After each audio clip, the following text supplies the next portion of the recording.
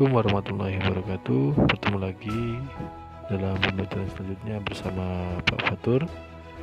Kita akan mereview pembelajaran sebelumnya. Tapi sebelum kita lanjutkan, jangan lupa silahkan kalian klik like, komen, dan subscribe terlebih dahulu bagi yang belum, serta share video ini sebanyak-banyaknya agar video ini memberikan manfaat bagi kita semua.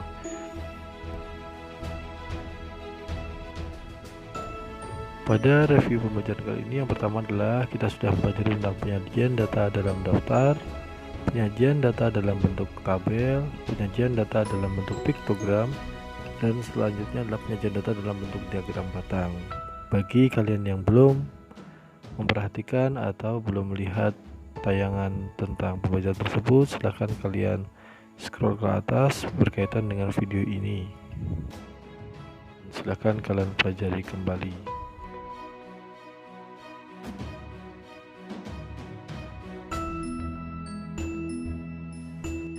Pada penyajian data dalam daftar sudah diterangkan secara rinci, dalam tabel juga begitu. Untuk piktogram atau dalam bentuk gambar juga sudah ada beberapa contoh yang sudah kita lakukan dan kita kerjakan bersama.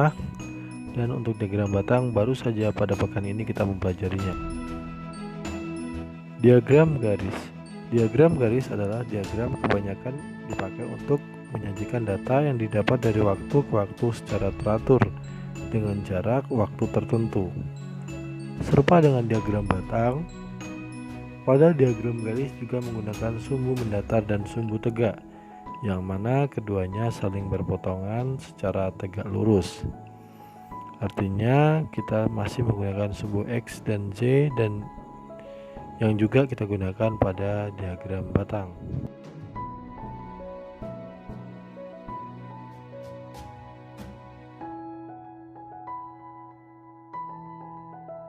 Jika kalian sudah memperhatikan berkaitan dengan penjelasan pada diagram batang, materi pada diagram garis ini kurang lebih sama dengan diagram batang, namun hanya gambar yang diterapkan dalam diagram sedikit berbeda. Secara umum pengolahannya pun sama dengan diagram batang yang sudah kita pelajari. Dan seandainya pembelajaran sebelumnya kalian kurang memahami, pada kali ini perhatikan dengan seksama. Kelebihan dan kekurangan dari diagram garis. Kelebihannya yang pertama, diagram garis biasanya digunakan untuk menaksir atau memperkirakan data berdasarkan pola-pola yang telah diperoleh. Diagram garis ada yang tunggal, ada yang majemuk. Diagram garis majemuk yaitu dalam satu gambar terdapat lebih dari satu garis. Diagram garis majemuk biasanya digunakan untuk membandingkan dua keadaan atau lebih yang mempunyai hubungan. Sedangkan kekurangannya adalah hanya digunakan untuk data yang berskala, tidak bisa data yang lainnya. Yang kedua, harus sangat teliti dalam membaca diagram ini.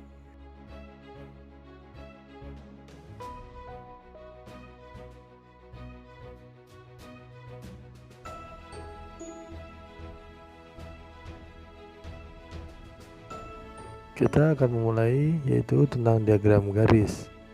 Berikut contoh dari diagram garis, diagram pengunjung kebun binatang di salah satu kota di Medan. Pada bulan Januari, pengunjungnya adalah 2000 orang, Februari 2500 orang, Maret 1100 orang. Pada bulan April 875 orang, pada bulan Mei 600 orang, pada bulan Juni 4500 orang. Pada tampilan yang ada di diagram menunjukkan bahwa pada bulan Januari ketika diurutkan ke atas menemukan sebuah titik dengan angka yang sejajar dengan angka 2000. Artinya pada bulan Januari ada 2000 pengunjung di kebun binatang tersebut. Atau pada bulan Mei pada titik terendah yaitu hanya 600 orang. Karena tadi skalanya dari 0 sampai 1000, maka 600 diperkirakan mendekati tengah-tengah sehingga tidak tepat pada garisnya. Jadi kita belajar garis yang berupa data tunggal. Sekarang kita melihat ke diagram garis yang majemuk. Di sini ada data kunjungan ke perpustakaan. Garis yang berwarna biru itu adalah siswa yang membaca komik. Sedangkan garis yang berwarna merah itu adalah buku pelajaran dan yang berwarna hijau adalah ensiklopedia. Sebagai contoh, pada hari Senin di situ untuk komiknya antara 15 dan 20. Jadi bisa dikatakan sekitar 18 orang atau 17 orang. Karena skala yang digunakan adalah kelipatan dari 5, 0, 5, 10, 15, 20, 25, 30 dan seterusnya. Sedangkan pada hari Jumat, di situ tepat pada garis untuk yang komiknya ketika diurutkan ke atas itu menunjukkan angka 20 ketika kita lihat dari samping mendatar yang atau angka yang tertera. Adapun langkah-langkah membuat diagram garis, diantara yang pertama adalah membuat garis horizontal atau mendatar. Garis horizontal biasanya digunakan untuk waktu. Pada contoh di atas, garis horizontal digunakan untuk yaitu jumlah pengunjungnya. Yang kedua, membuat garis vertikal atau tegak. Garis vertikal bercontoh di atas, berat badan siswa. Ini hanya sebagai contohnya. Pada ketiga, buatlah titik-titik pasangan antara umur dan berat badan. Misalnya 7 dengan 25. Yang keempat, baru kita menghubungkan titik-titik dengan garis. Jadi ada 4 langkah yang harus diperhatikan sebelum kalian membuat sebuah diagram garis. Hal ini dimaksudkan ketika kalian nanti melakukan pembuatan diagram garis tidak terlalu banyak kesalahan, sehingga kalian dapat mengerjakan tugas-tugas dengan benar.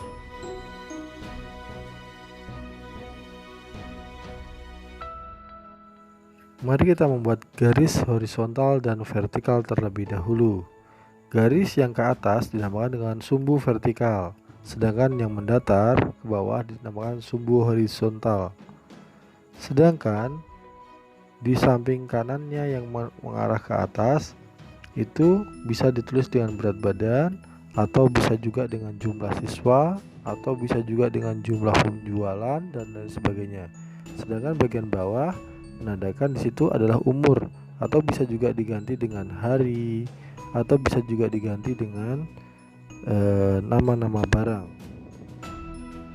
Contoh selanjutnya, perhatikan tabel berat badan Benny berikut. Pada umur 7 tahun, berat badan Benny adalah 25. Pada umur 8 tahun, berat badannya 28. Pada umur 9 tahun, berat badannya 32. Pada umur 10 tahun, berat badannya 33. Dan pada umur 11 tahun, berat badannya 35. Pada bagian horizontalnya nanti akan diisi dengan umur, sedangkan pada garis vertikalnya dituliskan untuk berat badan.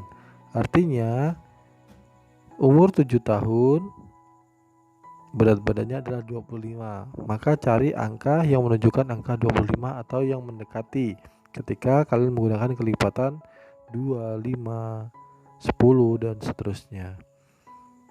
Dan berikan tanda hitam atau titik hitam sebagai penanda bahwa disitulah titik bertemunya antara X dan Y-nya atau umur dan berat badannya. Umurnya 7 tahun, berat badannya 25. Umur 8 tahun, kasih garis di titik putus-putus sampai menunjukkan ke angka yang dituju. Di situ adalah 28 kg.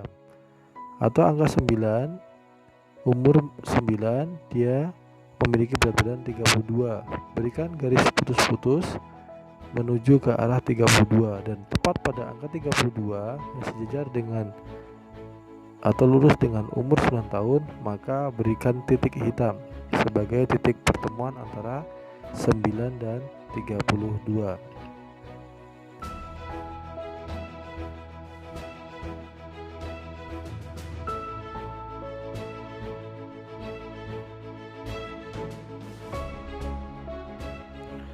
Selanjutnya kita akan belajar dengan membuat diagram garis menggunakan data majemuk. Data yang disajikan di situ adalah hari Senin, Selasa, Rabu, Kamis, Jumat, dan hari Sabtu. Terus ada komik, buku pelajaran, dan ensiklopedia. Berdasarkan tabel yang sudah ada, pada hari Senin yang membaca komik adalah 18 orang, membaca buku pelajaran 15 orang, membaca ensiklopedia 25 orang. Itu tadi adalah data kunjungan ke perpustakaan. Selanjutnya pada hari Selasa 30, 20, dan 15. Setelah dibuat menjadi pada gambar di sana.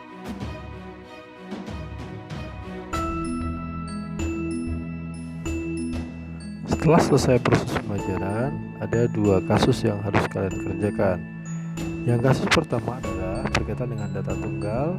Silakan kalian buat diagram garis berdasarkan data yang ada pada kasus pertama. Silakan nanti kalian share hasil kerjaan kalian ke guru kalian.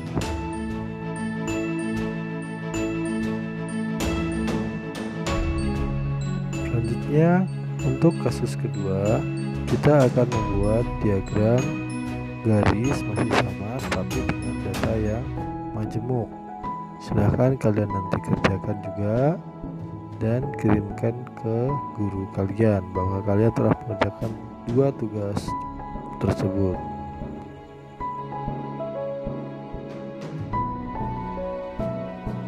Pada kasus kedua ini adalah data hasil penjualan toko Korsmart. Pada hari Senin menjual sepatu sebanyak 10, kaos kaki 20, dan tas 4 buah. Pada hari Selasa, sepatu 8, kaos kaki 6, dan tasnya 2. Dan silakan kalian cermati data-data yang ada pada kasus 2, sehingga nanti ketika kalian membuat diagram tidak ada kesalahan penempatan angka dan memberikan hasil yang baik bagi kalian.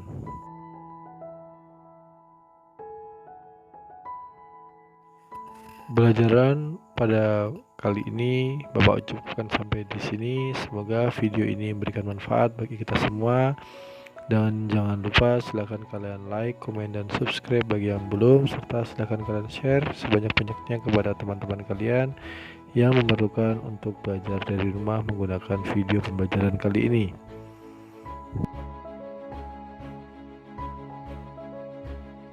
Mengucap syukur alhamdulillah, Bapak akhiri pembelajaran pada kali ini dengan mengucapkan Assalamualaikum warahmatullahi wabarakatuh.